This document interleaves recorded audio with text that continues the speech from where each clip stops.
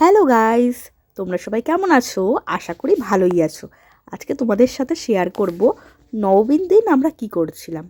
প্রথমেই আমাদের আজকে নবমীর দুপুরবেলার খাওয়া দাওয়া ছিল আমাদের পাড়ার মণ্ডপে।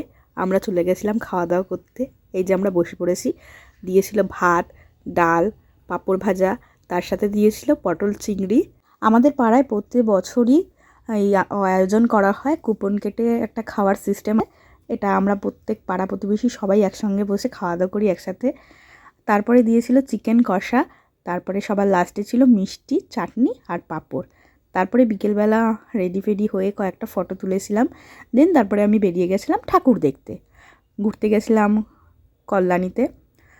খুব একটা ভিডিও ফটো তোলা হয়নি, কারণ অনেকটা আমাদের জার্নি করে যেতে হয়, তাই আর সময় পাইনি।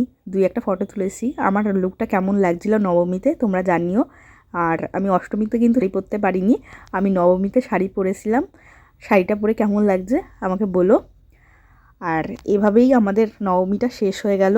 এবছর নবমী পর্যন্ত সেরকম বৃষ্টি হয়নি, দশমীর সকাল থেকে খুব বৃষ্টি হয়েছে, তাই আমরা সেরকমভাবে সাজাগোজা করতে পারিনি। আমি আর আমার মা দুজন মিলে চলে গেছিলাম ঠাকুর বরণ করতে।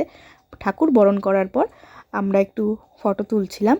তারপরে বাড়িতে আমাদের একটু আয়োজন করা হয়েছিল খাওয়া দাওয়ার। সেখানেই ছিল স্যালাড, লাউ দিয়ে ডাল, তার সাথেই ছিল বেগুন ভাজা, আলু ভাজা, আর সঙ্গে ছিল মাটন কষা।